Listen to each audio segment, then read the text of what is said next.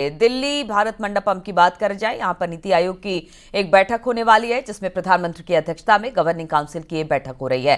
बैठक की थीम इस बार रखा गया है विकसित भारत के लिए विकसित राज्य, यानी राज्य अगर विकास करेगा तो विकसित भारत भी होगा और इसी तर्ज पर विकसित भारत के लिए विकसित राज्य थीम रखी गई है इस बैठक की। बैठक में सीएम योगी और सीएम धामी शामिल होने पहुंच गए हैं। नीति आयोग बैठक में कई राज्यों के सीएम भी पहुंच रहे हैं। सीएम योगी उत्तर प्रदेश की उपलब्धियों का ब्यौरा आज इस नीति आयोग की बैठक में रखने वाले हैं। 2047 में विकसित भारत के लक्ष्य में उत्तर प्रदेश भूमिका पर भी आज मुख्यमंत्री योगी आदित्यनाथ अपनी बात रखने वाले हैं। सीएम योगी आदित्यनाथ आज नीति आयोग की बैठक में शामिल हो रहे हैं। इस दौरान वो उत्तर प्रदेश की उपलब्धियों का ब्यौरा भी पेश करेंगे। वो बताएंगे कि कैसे 8 साल पहले उत्तर प्रदेश बीमारू राज्य की श्रेणी में आता था और कैसे आज उत्तर प्रदेश देश की सबसे बड़ी दूसरी अर्थव्यवस्था बन गया है। यही नहीं, कैसे उत्तर प्रदेश आज निवेश के डेस्टिनेशन के तौर पर उभरा है और कैसे एक्सप्रेसवे का जाल बिछा और कैसे उत्तर प्रदेश में सर्वाधिक एयरपोर्ट बन रहे हैं। इसके अलावा सीएम योगी आदित्यनाथ महाकुंभ को लेकर भी इस बैठक में ब्यौरा देंगे कि कैसे आस्था से अर्थव्यवस्था में सुधार लाया जा सकता है। और अब बात कर लेते हैं मुरादाबाद की, जहां पर अवैध असलहे की फैक्ट्री का भंडाफोड़ हुआ है। पुलिस और एसओजी की टीम ने अवैध फैक्ट्री का पर्दाफाश करते हुए 9 आरोपियों को गिरफ्तार किया। आरोपियों के कब्जे से थे 6 तमंचे, जिंदा कारतूस, हथियार बनाने के उपकरण बरामद किए गए हैं। पुलिस के मुताबिक आरोपी लंबे समय से एनसीआर और उसके आसपास के जिलों में अवैध हथियारों की सप्लाई किया करता था। फिलहाल पुलिस मामले की गहराई से जांच कर रही है। पूरा मामला थाना गल शहीद क्षेत्र का बताया जा रहा है। जो इनपुट था उस इनपुट को एक्सप्लोर करते हुए हम लोगों ने एक बहुत बड़ी इसमें रिकवरी हुई है, जिसमें 9 लोग अरेस्ट हुए हैं और इसमें काफ़ी मात्रा में आर्म्स, जो इलीगल आर्म्स हैं वो रिकवर हुए हैं। बनाने के जो इक्विपमेंट्स हैं वो रिकवर हुए हैं। उसके साथ साथ बहुत सारे पार्ट्स जो बनाने में यूज़ हो सकते थे वो सब रिकवर किया है। सारे मशीन्स रिकवर हुए हैं, कुछ उसमें एक्सप्लोसिव्स रिकवर हुए हैं। ये जो 9 लोग हैं इसमें कुछ लोग ऐसे हैं जो यहाँ पर सप्लाई का काम करते थे, कुछ लोग ऐसे हैं जो इस अवैध शस्त्र का निर्माण करते थे और कुछ ऐसे हैं जो कारतूस का निर्माण करते थे। यानी ये 3 तरह का एक कंबाइंड गैंग था। एक कारतूस बनाता था, एक गैंग तमंचा बनाता था और दूसरा गैंग उसको सप्लाई करता था। और प्रयागराज में अवैध निर्माण पर प्रशासन का ताला लगा है। पीडीए ने जॉर्ज टाउन और कनलगंज इलाके में अवैध रूप से बन रही बिल्डिंग को सील कर दिया। बताया जा रहा है कि 3000 पर बिना नक्शा पास कराए अवैध रूप से बिल्डिंग बनाई जा रही थी, जिसके बाद पीडीए ने अवैध निर्माण को सील करके नोटिस चस्पा कर दिया है।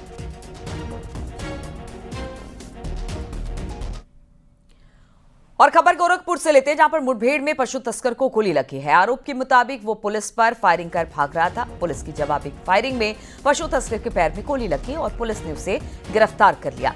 हालांकि 2 पशु तस्कर मौके से फरार हो गए। बदमाश साहब अंसारी बिहार का रहने वाला है। उसके पास से तमंचा, कारतूस और पिकअप बरामद की गई है। शाहपुर थाना के पादरी बाजार के पास ये मुठभेड़ बताई जा रही है।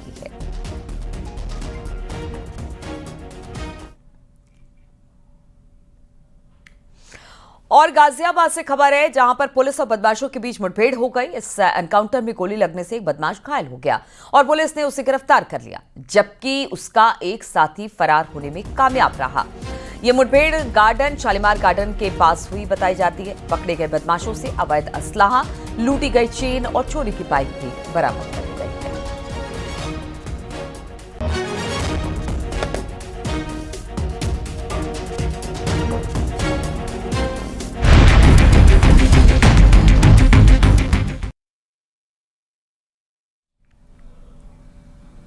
और किडनैपर से पुलिस का एनकाउंटर मुरादाबाद में हुआ है। गोली लगने से 2 बदमाश घायल हुए हैं, जबकि 2 बदमाश मौके से फरार हो गए।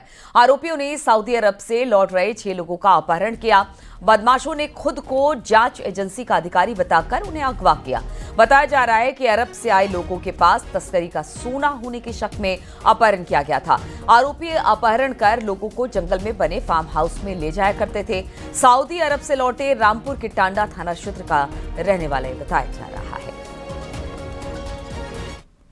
उस टाइप का था, वहाँ पे बगीचा भी था, वहाँ पे ये दोनों गाड़ियाँ स्पॉट हुई और उसमें जो लोग वहाँ पे सवार थे वो लोग वहाँ पे खड़े थे और जो दो गाड़ियाँ जो इनको किडनैप करके ले गई थी, दोनों गाड़ी भी वहीं थी, उसमें जो किडनैपर्स थे वो भी थे।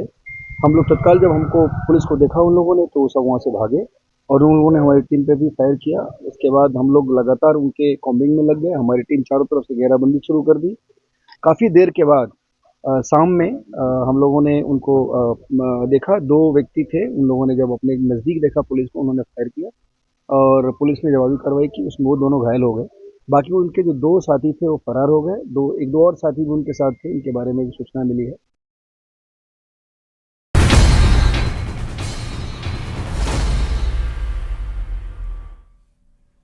और पीलीभीत से खबर लेते हैं, जहां पर नेपाल से सटे इलाकों में करीब 3000 लोगों के धर्म परिवर्तन करने की खबर सामने आई है। बताया जा रहा है कि ज्यादातर लोग आर्थिक तौर पर यहां कमजोर हैं, जिन्हें पैसों का लालच देकर धर्म परिवर्तन कराया गया। ये गांव ज्यादातर सिख बाहुल्य क्षेत्र है, जहां पर 15 सालों से गरीब और कमजोर लोगों को पैसे, नौकरी, मुफ्त में इलाज का लालच देकर धर्म परिवर्तन कराया जा रहा था। इसके बाद गुरुद्वारा कमेटी ने नेपाल बॉर्डर से सटे 12 गांव में धर्म परिवर्तन के खेल की शिकायत की, जिसको लेकर प्रशासन ने जांच शुरू कराई तो मौके से लोगों के घरों में ईसाई धर्म अपनाने वाले ग्रंथ और निशान पाए गए। मामले का खुलासा होने के बाद 700 लोगों ने घर वापसी भी की है।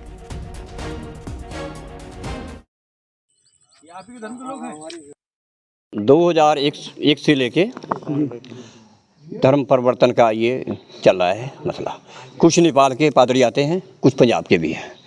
जिन्होंने नेपाल के आए और उन्होंने यहाँ से आके मलया उनको बना दिए पादरी हैं, वो अपना कार्य कर रहे हैं और आते हैं नेपाल के भी। और दूसरा भी ये बात है कि हम परेशान इसीलिए हैं कि बातें सच्चाई को छिपाने के जो कार्य हो रहे हैं, जैसे ये टाटरगंज की बात अभी आई है कि ये यहाँ से ईसाई नहीं बने, जब पूरे प्रमाण हमारे पास हैं, पूरी सच्चाई हमारे पास है, हमारी कमेटी पास है और 10 माह से हम ये कार्य कर रहे हैं, तो क्यों छिपाई? क्या कारण है? ये जो मामला चल रहा है धर्मांतरण का काफ़ी दिनों से, इसमें काफ़ी हमारे सिख भाइयों को कन्वर्जन किया गया, जो कि यहाँ सबसे बड़ी बात है कि यहाँ के लोगों की आर्थिक स्थिति बहुत कमज़ोर है। बाढ़ प्रभावित क्षेत्र है, बाढ़ आती है, हर साल फसल की क्षति हो जाती है, गरीब तबके के लोग हैं। तो नेपाल से जो आते हैं प्रोटेस्ट जो आते हैं, ये इंडिया में आके धर्म परिवर्तन करवाने का काम किया है, जो अर्जुन दास पादरी था। उत्तर प्रदेश में पंचायत चुनाव की तैयारी अब शुरू कर दी गई है। अगले साल अप्रैल तक पंचायत चुनाव होने हैं। पंचायत चुनाव से पहले गांव का परिसीमन होगा। ग्राम पंचायत और राजस्व ग्रामों के शहरी क्षेत्र में शामिल होने की स्थिति बदली जाएगी। शासन के सभी जिलों से ग्राम पंचायतों और राजस्व ग्रामों के आंशिक पुनर्गठन की मांगे अब मांगी गई है, प्रस्ताव मांगा गया है। परिसीमन में 1000 से कम आबादी वाले गांव नजदीक की ग्राम पंचायत में ही शामिल कर लिए जाएंगे। तो ये कुछ आधार है जिसको मानकर परिसीमन होगा और बताया जा रहा है कि 2026 तक ये परिसीमन पूरा कर लिया जाएगा, क्योंकि अगले साल पंचायत के चुनाव भी है। सोनभद्र से खबर, जहां पर आरएसएस नेता इंद्रेश कुमार ने एक बड़ा बयान दे दिया है। उन्होंने कहा कि मिलकर रहेंगे तो जन्नत मिलेगी, लड़कर रहेंगे तो जहन्नुम मिलेगा और हम सब लड़कर नहीं मिलकर चलेंगे।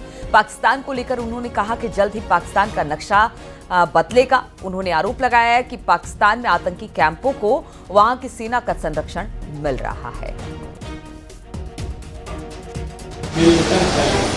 लड़कर नहीं, लड़कर नहीं, लड़कर नहीं, और नहीं तो जन्नत जाना पड़ेगा। मिलकर रहोगे तो जन्नत मिलेगी, लड़कर रहोगे तो जन्नत मिलेगी। और प्रदेश में कई जगहों पर पुलिस ने गाड़ी चोरों को गिरफ्तार कर लिया है। हम आपको 2 तस्वीरें दिखाएंगे, तो अलग अलग जगहों की तस्वीर है। ये तस्वीर हरदोई और उन्नाव की है। हरदोई में पुलिस ने गाड़ी चोरी के 2 आरोपियों को गिरफ्तार किया। उनके पास से चोरी की 10 बाइक बरामद की गई। इन बदमाशों के पास से अवैध तमंचा, कारतूस भी जब्त किया गया। उधर उन्नाव की बात की जाए तो पुलिस ने 3 शातिर गाड़ी चोरों को अरेस्ट किया। इन आरोपियों के पास से चोरी की 3 मोटरसाइकिल, 3 स्कूटी बरामद की गई। चेकिंग के दौरान पुलिस ने दोनों जगहों पर बदमाशों को पकड़ लिया है।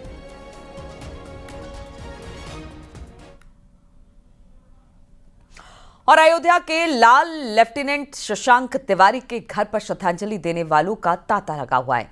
जनप्रतिनिधियों के साथ बड़ी तादाद में स्थानीय लोग भी शशांक तिवारी के घर पहुंच रहे हैं और राजकीय सम्मान के साथ शहीद लेफ्टिनेंट शशांक तिवारी का अंतिम संस्कार किया जाएगा।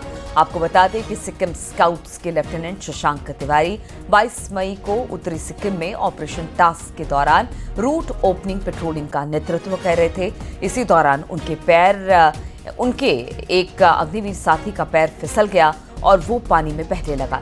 ये देख 23 साल के लेफ्टिनेंट शशांक तिवारी ने नदी में छलांग लगा दी और साथी को मौत के मुंह से खींचकर बाहर ले आए, लेकिन वो अपनी जान नहीं बचा पाए।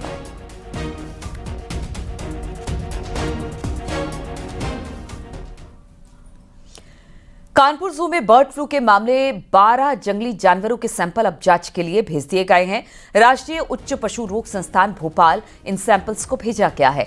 अभी वहां की रिपोर्ट आने का इंतजार किया जा रहा है। इस बीच स्वास्थ्य विभाग की ओर से जिन लोगों की जांच की गई है उन सभी 90 डॉक्टर, पैरामेडिकल स्टाफ्स और कर्मचारियों की RT-PCR जांच रिपोर्ट नेगेटिव आई है। अभी अगले आदेश तक चिड़ियाघर बंद ही रहेगा।